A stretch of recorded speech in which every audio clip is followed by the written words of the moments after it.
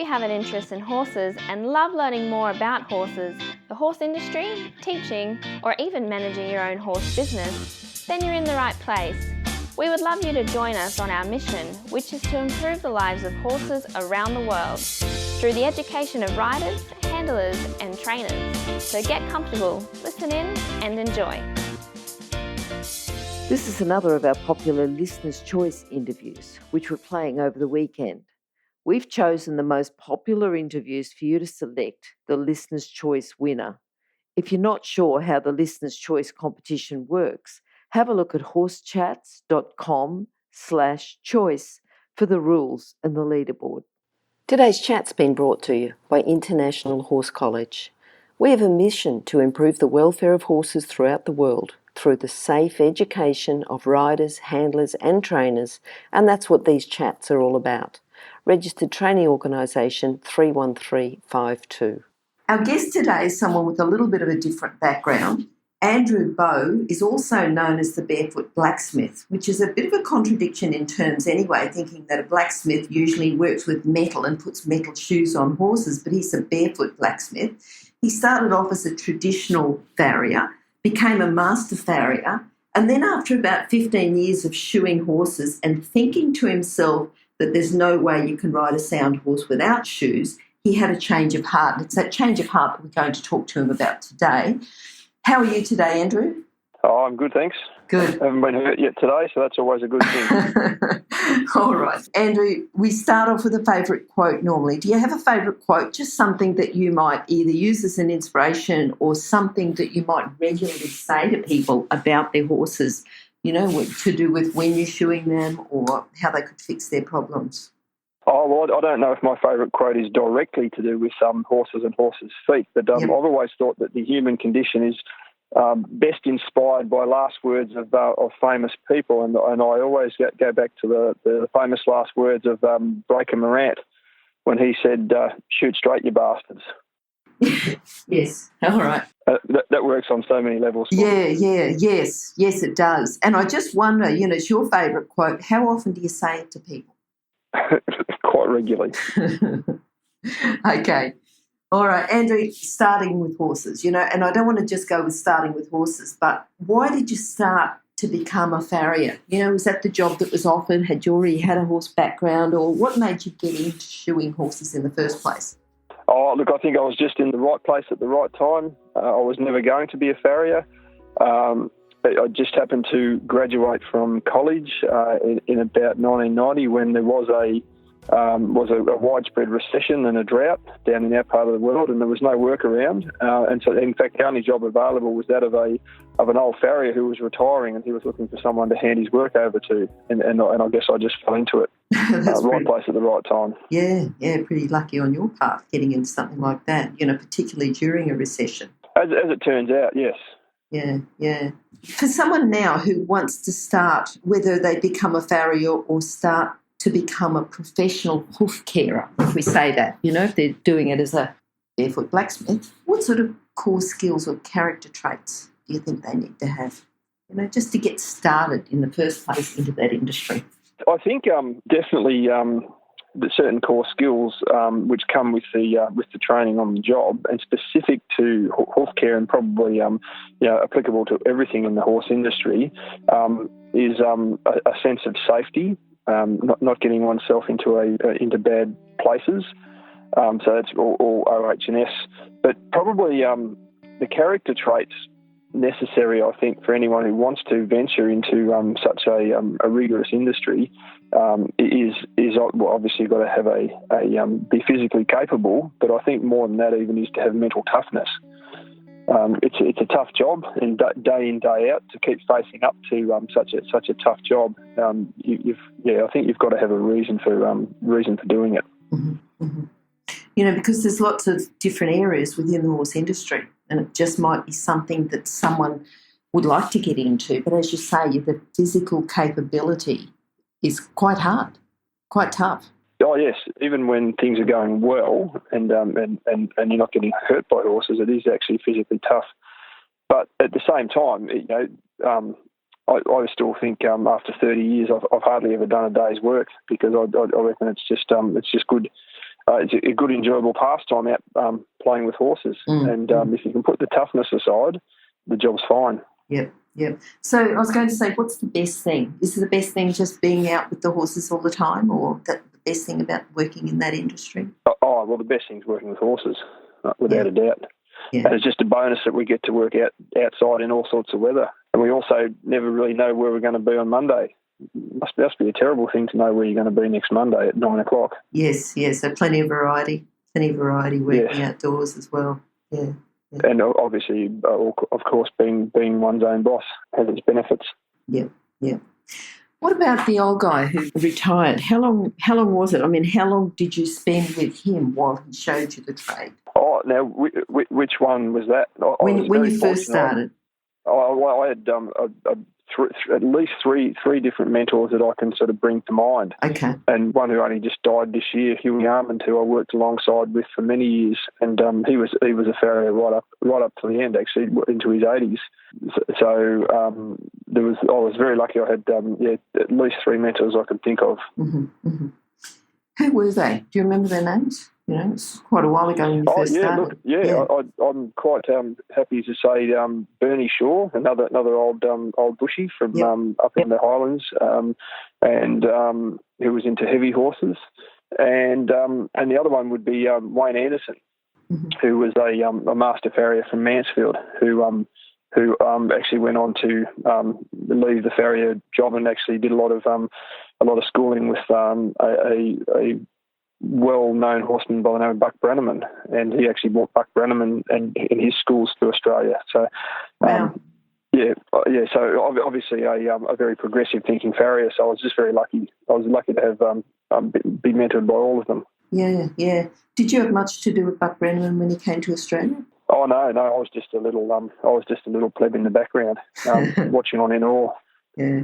And unfortunately, because I've been fairly married to the job ever since, that I've not had the time to go on with much other than horses' feet. So I've seen the great effect that some of these natural horsemanship teachers have had on horse people across the industry. Mm-hmm. Yeah. So, but unfortunately, I haven't really had much time to do it myself. What about handling? Because you're saying that across the industry, and I'm just wondering, handling horses 30 years ago and handling horses now, do you think people have got more of an idea of the best way to get the best out of the horses? Yes and no. I think the level of education is vast improved, and on the whole, I think people have become a lot kinder to horses. Mm-hmm. But on the same token, I think the softening up of society has meant that there are people who are probably too soft on horses, and to the detriment of horses actually pushing them around. But on the whole, I think the level of horsemanship has improved out of sight. Mm-hmm. Mm-hmm. But nowadays, it's a totally different world. Like I think across the board, 30 years ago, those of us who were in various industries, it was before the internet, and the flow of information around the world is just lightning fast now. It's just unbelievable. Yeah. So ideas just get passed on. Yes. Amazing. Yes. Okay. Now, I know that you went from shoeing horses, where you thought that you couldn't ride a horse unless it was shod, or you couldn't keep a horse sound without shoes on, and then you went to barefoot. Tell us about that time and what made you change your mind from going from a farrier to a barefoot blacksmith. I guess it's all to do with chronic lameness and horses that end up either breaking down so that they can no longer perform under saddle, or no longer sound even in the paddock. When I believe is prematurely, early teens, mid-teens, and I guess it's the frustration. Was the frustration of not being able to help these horses. Horses that suffer such problems as navicular lameness, ring bone, side bone, degenerative coffin joints, arthritis, chronic laminitis, all those sort of degenerative conditions. And from a traditional point of view, back then, really only having metal shoes as an option could not help the horse. And so when I began to hear about the some of the I guess the progressive researchers in the industry, both Farrier and veterinary, and mostly overseas, having some success in turning around some of these conditions, but doing it not with shoes, but with getting the shoes off, and either going barefoot or using the newly emerging hoof protection device, if you want to call it that, of hoof boots, and getting results. It's pretty hard to ignore it. And so I guess one thing led to another.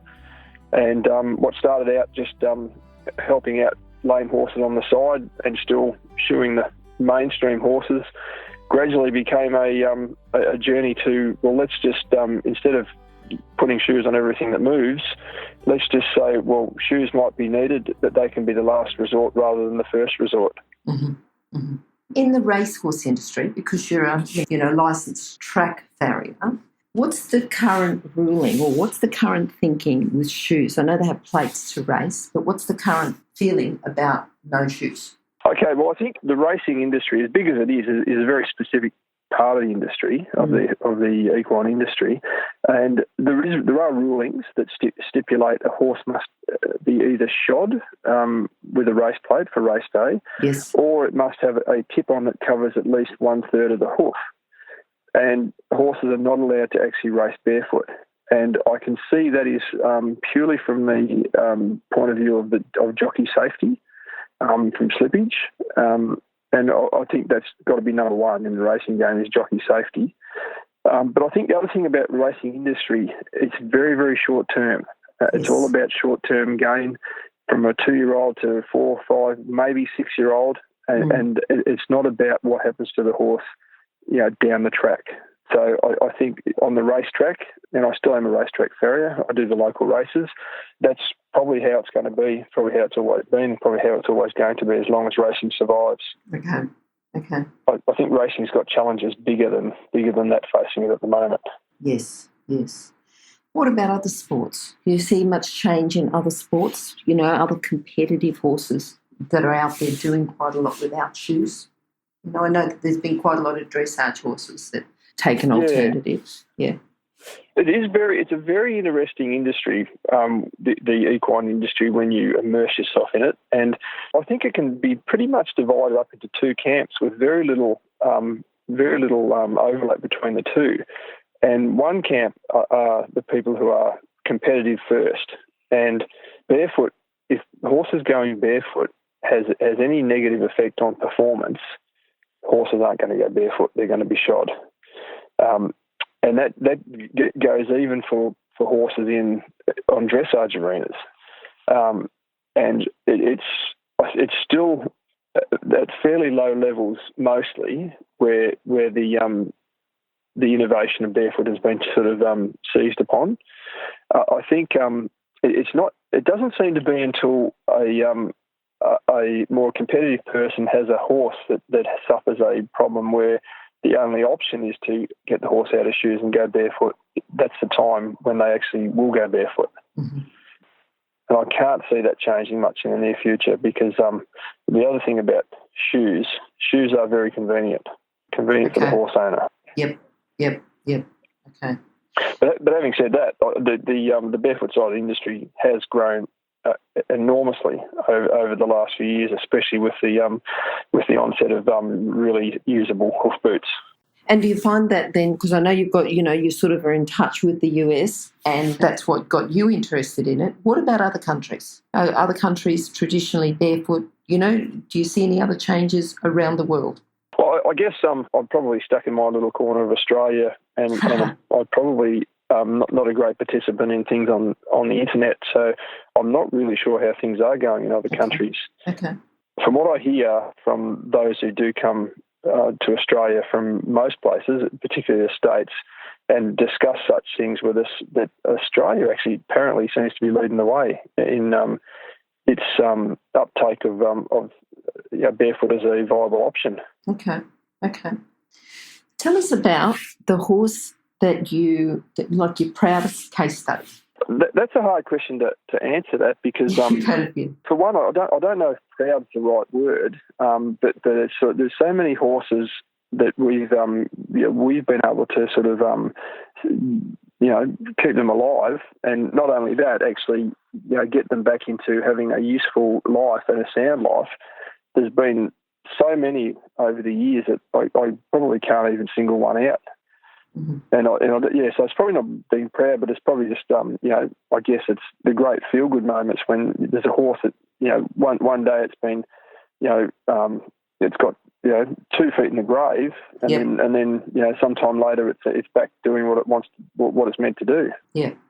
It sounds like you've got lots of proud moments then. Well, with running the rehab centre at home at Mayfield, we've had probably for the last 15 years now, we've had a constant stream of horses going through, and obviously we can't save them all, but the vast majority we've been able to save, and nearly always bring back into ridden use. Yep, good. Now, thinking about your thoughts of there's no way you can ride a sound horse without shoes, how big has the challenge been? Because you've changed. You've decided that, we're doing a lot more experiments with Barefoot.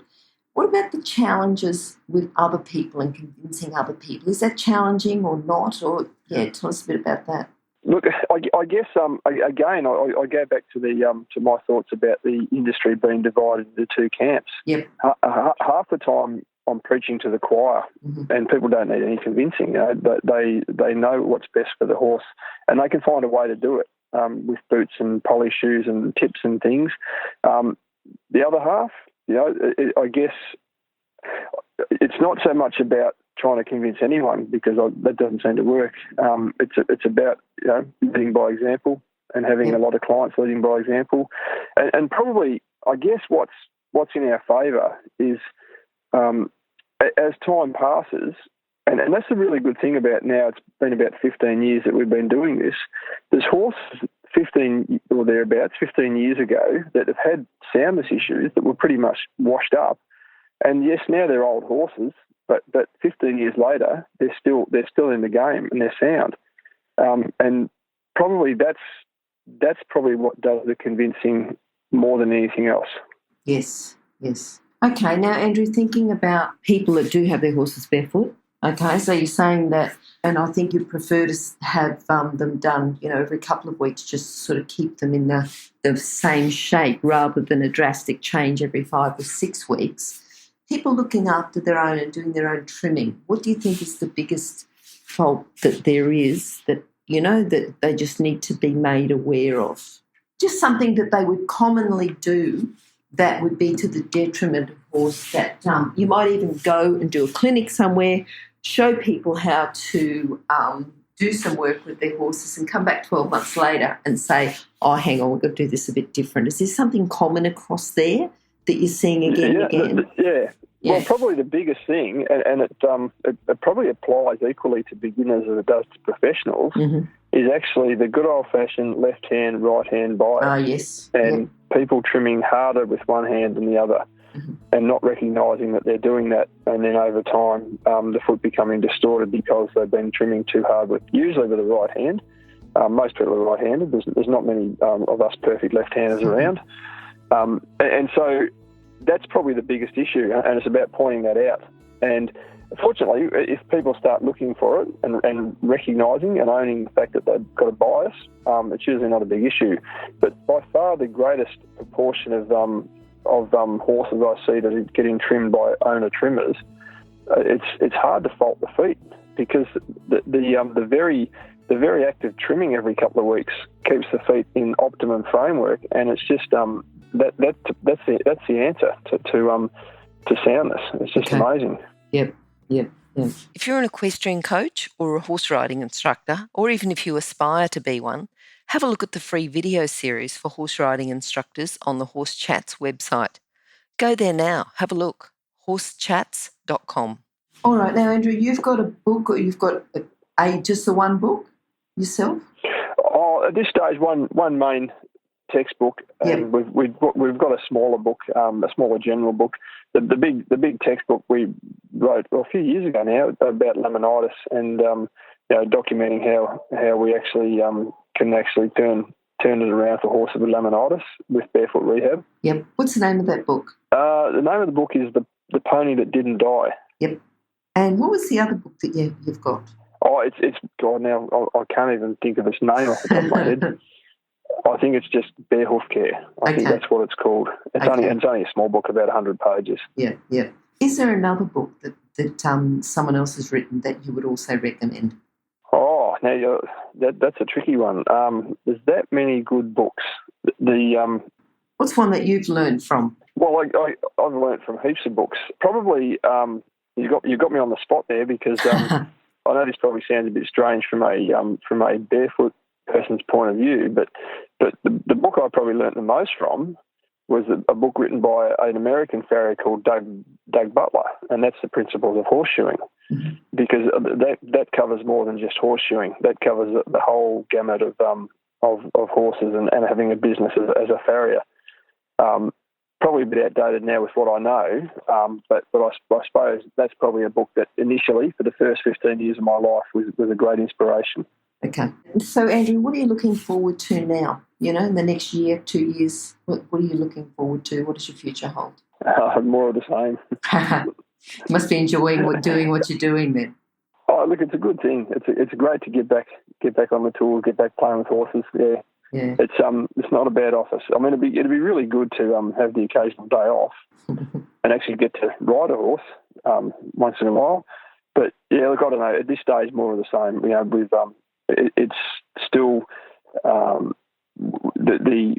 the rehabilitation industry is still in its infancy. The barefoot rehabilitation, that is. So there's more horses than there are people that actually rehab them, and I don't see that changing for a little while yet. But when the time comes, it'll be good to be able to step back and just take it a bit easier. Yeah. Okay, just in a couple of sentences now, can you summarise your philosophy of barefoot? Look, I guess it's all about aiming for long-term, lifelong soundness for our horses, not just the blue ribbon next weekend. And so I reckon the way I usually say it is that success should be judged according to the calendar and not just to the clock. It really is about the long term and what works for the long term. And sometimes, unfortunately, that there is a bit of mutual exclusion where the fantastic results you can get, now this competition season next weekend, it's not in the horse's best interest in the long term. Yeah. But it's also about finding that balance. Mm-hmm. Okay, Andrew, how can people contact you? Probably to email through our website, which is barehoofcare.com, to email the office, and the office can pass on the emails to me and make sure I sit down and reply to them. Mm-hmm. Not known for my abilities to reply to emails and messages. Lucky you've got some good staff there in the office too. Got very good staff. Yes. Andrew, those details as well, just in case anyone didn't get them, they'll be on horsechats.com/Andrew, BOWE, and otherwise just go to horsechats.com or search for BOWE or Andrew.